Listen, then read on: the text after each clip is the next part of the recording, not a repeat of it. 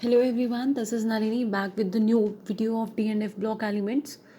बच्चे last time हमने D block elements की सीरीज़ के बारे में डिस्कस किया था. आज हम लोग उसी सीरीज़ के कुछ इंपॉर्टेंट प्रॉपर्टीज़ की बात करेंगे.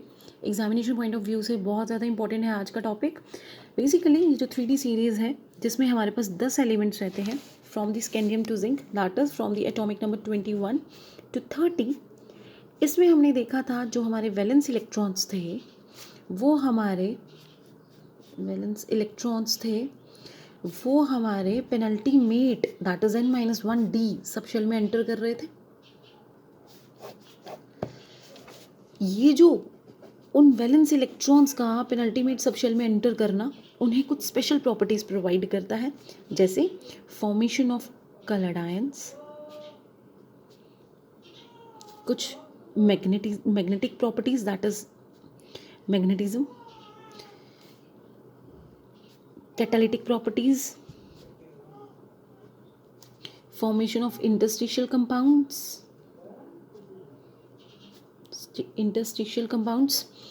और भी कुछ प्रॉपर्टीज़ हैं. हम लोग वो डिस्कस करते जाएंगे स्टेप बाय स्टेप. आज मैं स्टार्ट करूँगी कलर्ड आयंस के साथ. डी ब्लॉक की 3D सीरीज़ में हमारे पास अबाउट 10 एलिमेंट्स थे.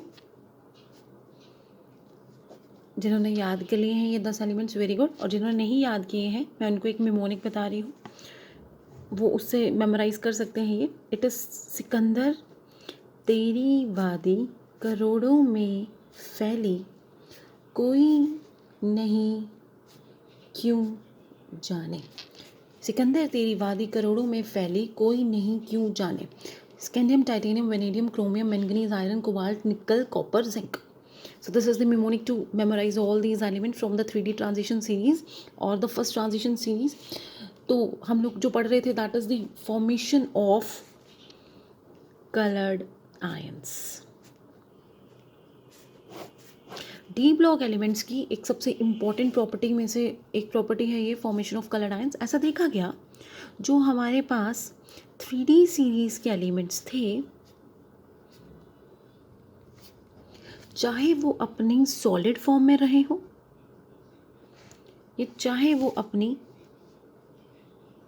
एक्वस फॉर्म में रहे हो, वो एग्जिबिट करते हैं property of colouration.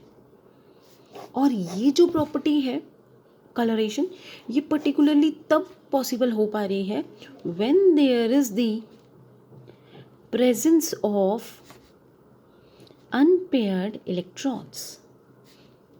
When there is the presence of unpaired electrons in D subshell. ध्यान दीजिए, मैंने बोला कि 3D ट्रांजिशन सीरीज के वो एलिमेंट्स जिनके अनपेयर्ड इलेक्ट्रॉन्स हैं D सबशेल में, वही ये प्रॉपर्टी एग्जिबिट करेंगे. Although we are having 4s subshell also, but 4s में इलेक्ट्रॉन होना नहीं होना कोई कंट्रीब्यूशन नहीं कर रहा है for the property of coloration. हम थोड़ा सा डिस्कस कर लेते हैं. Let us start with iron. Iron atomic number 26 याद होनी चाहिए. Iron atomic number 26. Electronic configuration, मैं नोबल गैस इलेक्ट्रॉनिक कन्फिग्रेशन कर रही हूँ. Argon 4s2, 18 are there in the argon, 2 are there in 4s. Total हमारे पास 6 रहेंगे. 3D 6. मैं ड्रॉ करूँगी 3D को.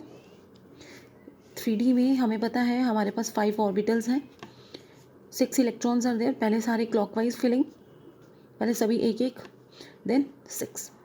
हियर वी आर हैविंग कितने अनपेयर्ड इलेक्ट्रॉन्स है पहले हम गिनेंगे. Number of unpaired electrons we are having 1 2 3 4 unpaired electrons in the D subshell, so it should be colored one. Same अगर मैं देखूंगी आपके जिंक को, zinc atomic number 30, electronic configuration argon 4s2, 3d10. Argon में 18, 2 ये 20, 20 और 10 30. अगेन मैं draw करूँगी 3D for zinc. 5 orbitals are there in the zinc, 10 electrons are there, 1 2 3 4 5 6 7 8 9 10.